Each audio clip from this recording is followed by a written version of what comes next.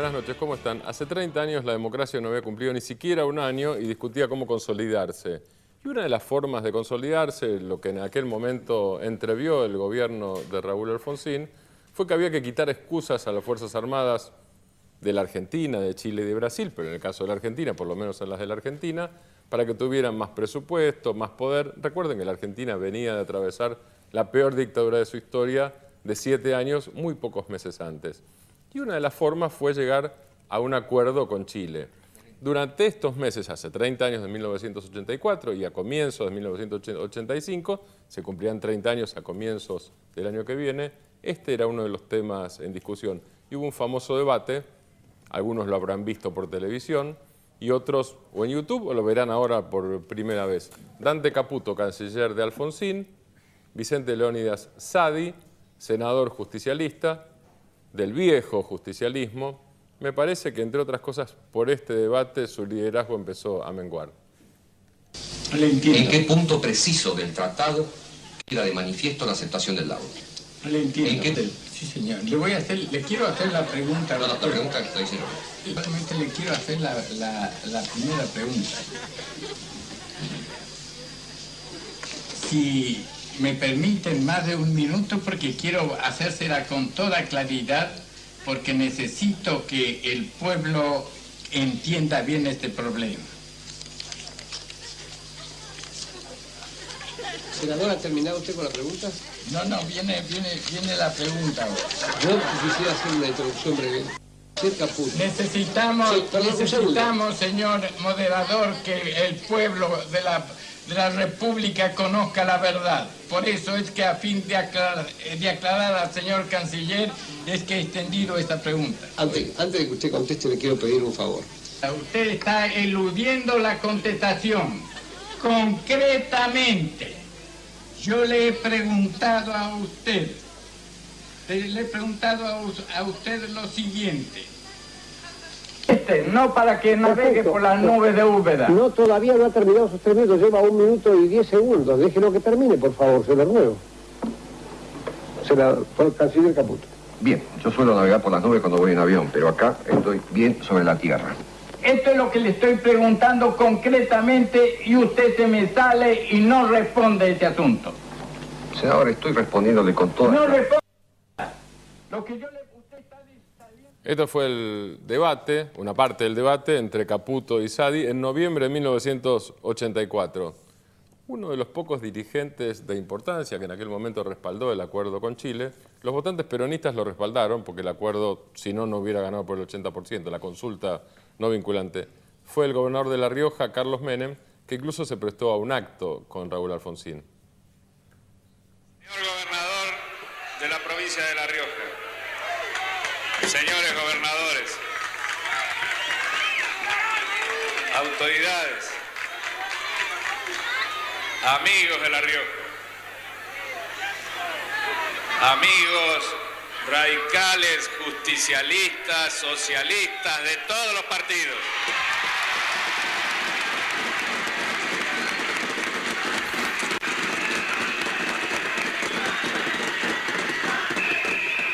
Yo acostumbro a decir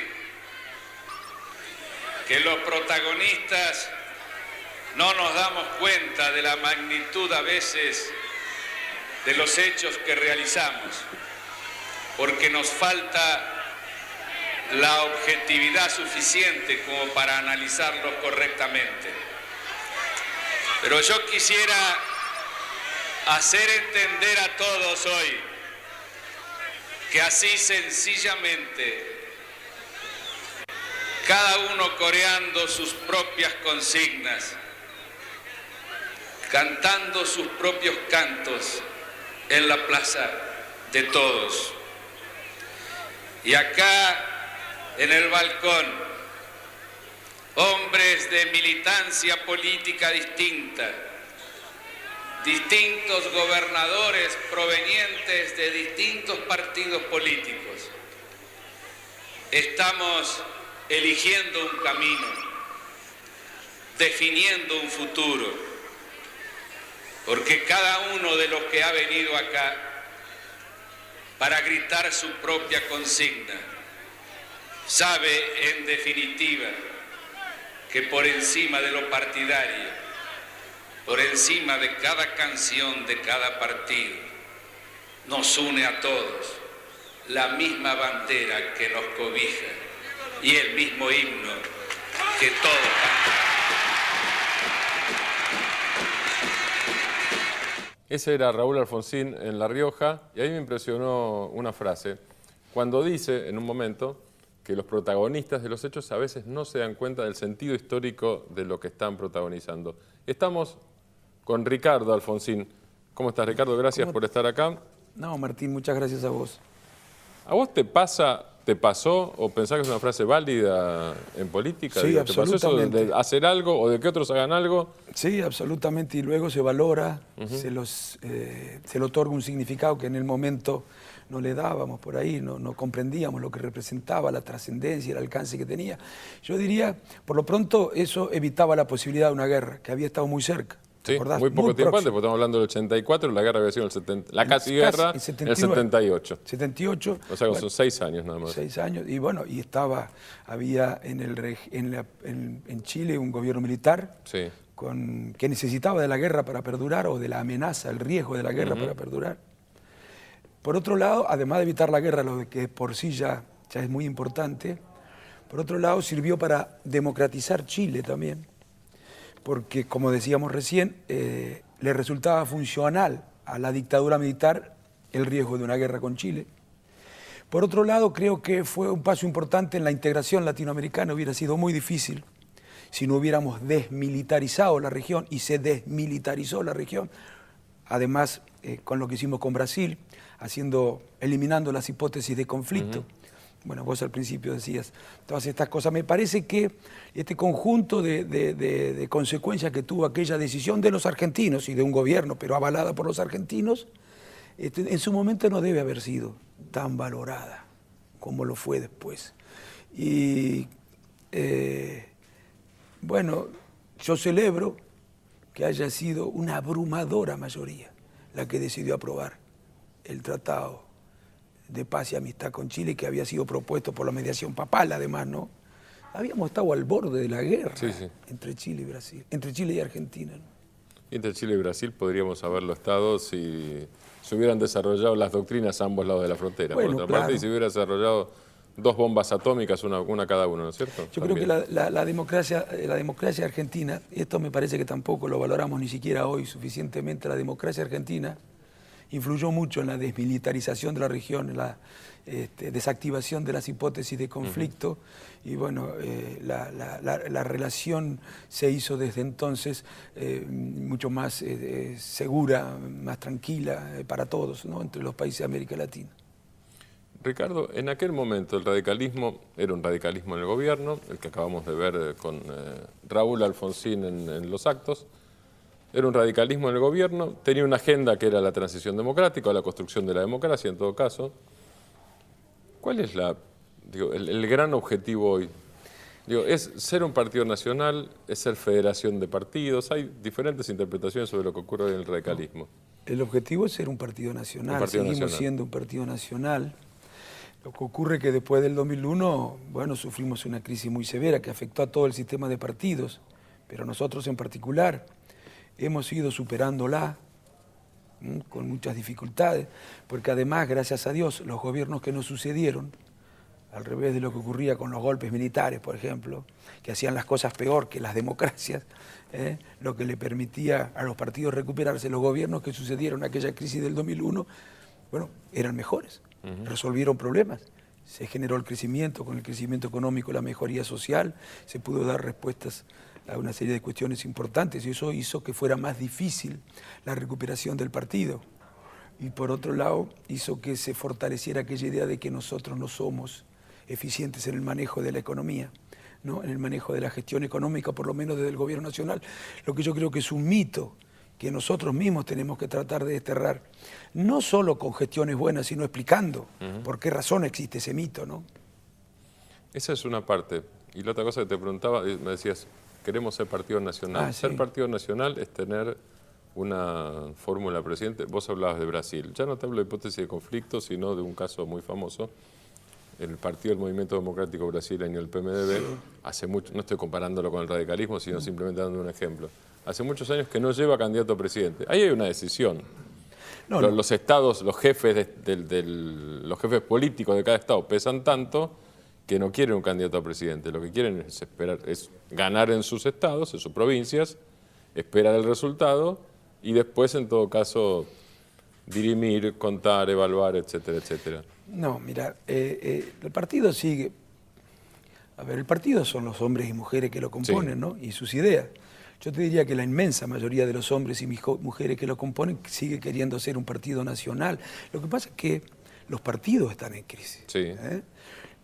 Yo te diría que la política atraviesa momentos difíciles, no solamente en la Argentina, en el mundo, como consecuencia de una serie de hechos que se han producido que han debilitado a la política. Por lo menos no tiene la misma margen de acción que tenía en otros tiempos. Ha debilitado, digo, a la política como instancia ordenadora de los distintos aspectos de lo social, de lo más importante. Y en un momento de crisis para la política, los partidos están en crisis. Los políticos también están en crisis. Y hoy pareciera que más que democracia de partido hay democracia de candidatos, ¿no? Es un lugar común, pero pareciera que son más importantes los candidatos que los partidos. Más importancia tiene una persona en particular, hasta su imagen, que sus propuestas y sus ideas. Yo estoy luchando para que los partidos vuelvan a ser lo que debieran ser, referencias y programáticas, referencias ideológicas, con perdón de la palabra, parece que está mal. ¿Cuál? ¿Ideológicas? Sí, parece que está mal ahora utilizar esta palabra. Ideología, pero existe, ¿no? Pero absolutamente, no en un sentido duro probablemente, pero como conjunto de ideas, principios y valores, en función de los cuales uno quiere organizar la sociedad y en función de los cuales uno se nuclea en partidos políticos. Eso existe, existirá siempre además. ¿Cuál es tu candidato o candidata para el 2015? No, bueno, el candidato yo hoy estoy... a raíz de la discusión que se dio respecto de la estrategia electoral, claramente con Julio Cobos, porque es el que sostiene que nosotros no nos podemos mezclar para ir a disputar el gobierno nacional con partidos que con nosotros no tienen coincidencia programática. Eso quiere decir Macri no. El PRO. O Massa no. Pero no es personas en particular. Está bien, entonces te pongo el PRO y el Frente Renovador. Como estamos hablando de democracia de candidato, por eso listo, seguimos mencionando personas. Saco personas. Y lógico, pero no el PRO y el Frente Renovador no. Caprichoso. Yo no, a ver, tenemos diferencias y yo no concibo las diferencias en política a partir de esas categorías, para mí, propias del populismo, maniqueas, amigo, enemigo, patria, antipatria, pueblo, antipueblo. Las cosas son mucho más complejas. Eso es una simplificación.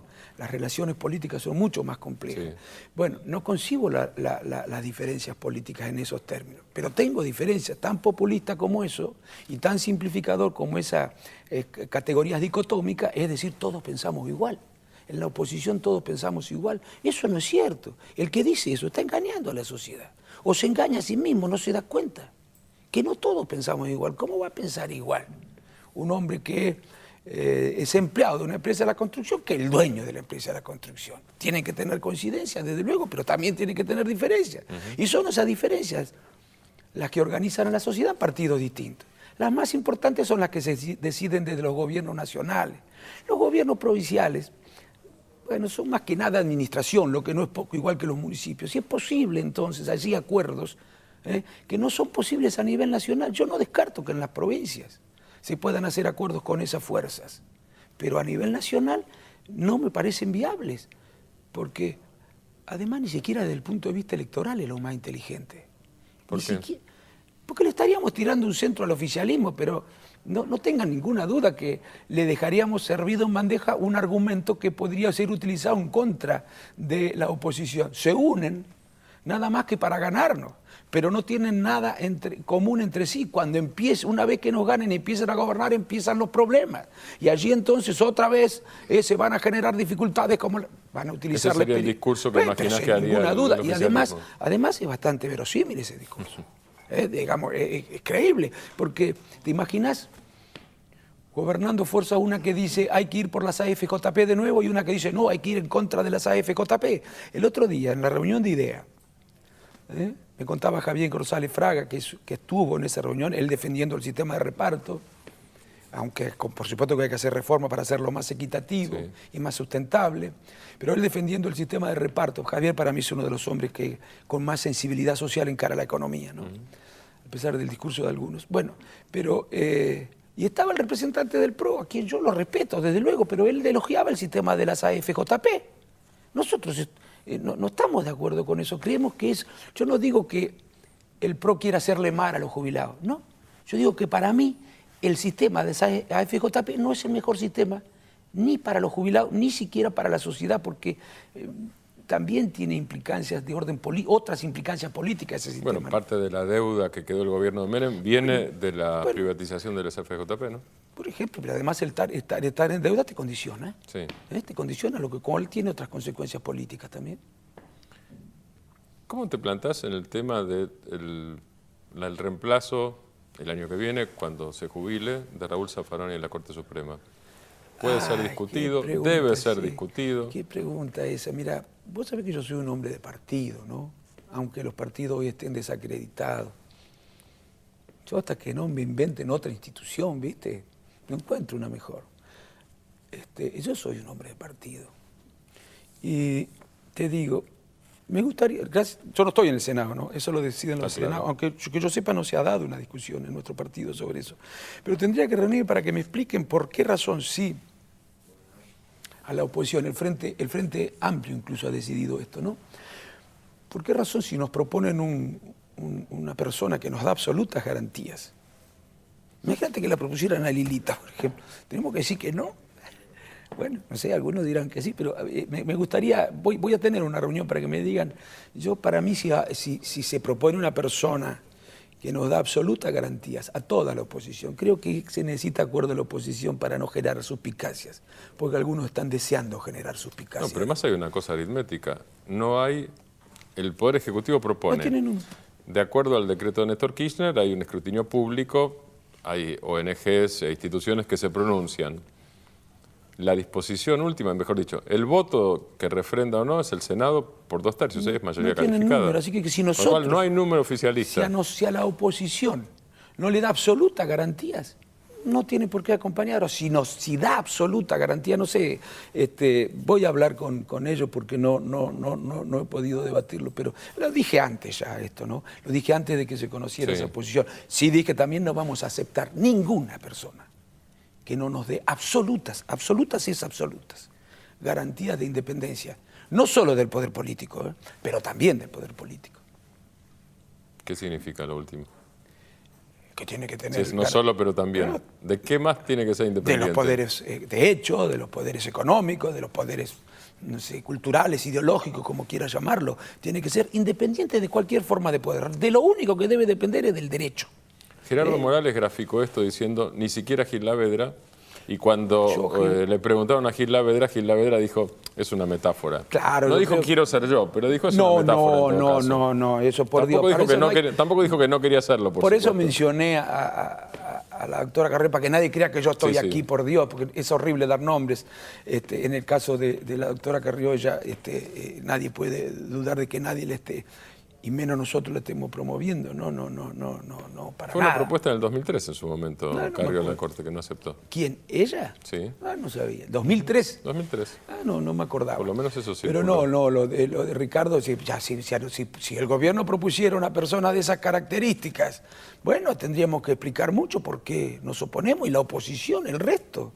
En fin, me parece que mi pregunta es la que se debe hacer todo. Creo que en el fondo eso de que no vamos a aceptar ninguna propuesta está apuntando al hecho de que no confían en que vaya a haber una propuesta que nos dé absolutas garantías, sino de absolutas garantías, porque ya hay algunas experiencias anteriores, creíamos que algunos las daban y no las dieron, como ¿Quién? La fiscal. Yo no voté. Ahí votó el radicalismo. Sí, claro. Bueno. ¿Y por qué decís que Gil Carbón no dio garantías? Bueno, para mí no se ha manejado garantizándole a la sociedad independencia de poder político. De ninguna manera. De ninguna manera, Martín. De ninguna manera. Muchas cosas han ocurrido que nos hacen dudar acerca de la independencia con la que se debería manejar la jefa de los fiscales. Vos dijiste recién un nombre, Carrió, antes de decir otros nombres. Sí, digo, sí. Sí. Fue nada más que también quise ilustrar, digamos, lo que quería decir con un nombre que, bueno, tendría que darle confianza a todos, ¿no? Sobre todo ahora al PRO. Eso es lo que te iba a preguntar y creo que ya la respondiste. Sí. Y te hago otra pregunta en relación con eso. ¿Carrió se alía al PRO viendo lo que sucede con el radicalismo o es al revés? ¿O el radicalismo empieza a discutir después de la decisión de Carrió de proponer, de hecho, la alianza con el PRO? Es muy interesante porque, bueno, yo en primer lugar creo que Carrió, en el fondo, yo he llegado a esa conclusión, se siente más cómoda en el PRO, política, ideológicamente y hasta sociológicamente se siente más cómoda en el PRO. A mí eso no me parece mal, mejor dicho. Yo no lo comparto, yo tengo otras ideas, pero no me parece ofensivo eso, ¿no es cierto? Bueno sería. Lo que sí me parece ofensivo son todas las cosas que dijo. Eso es una barbaridad, no todo vale en política. Porque eso es hacer lo que nosotros le criticamos al oficialismo. El oficialismo, desde mi punto de vista, apela demasiado para responder a quienes piensan diferente a la descalificación. Pues es más fácil cuestionar una propuesta descalificando, atribuyéndole intenciones perversas, ridículas, mezquinas, mediocres, al que la formula. Es más fácil colocarlo en esa situación para descalificar después su propuesta. Y eso es una barbaridad lo que ha hecho la doctora Carrió. Bueno, le dijo a mi padre que era uno de los principales responsables de la antirrepública en la Argentina. Lo dijo en el 2007 cuando hicimos el acuerdo con Labaña. Ricardo, nos tenemos que ir y me quedo con la frase que dijiste, que vos decís que está más cómoda en el PRO. Sí, está más cómoda, sin ninguna duda. Gracias por estar acá. No, gracias a vos. Nos vamos con Lula, que dice que la política y la democracia es movimiento perpetuo y la política no es pacto de silencio. Gracias, hasta el domingo.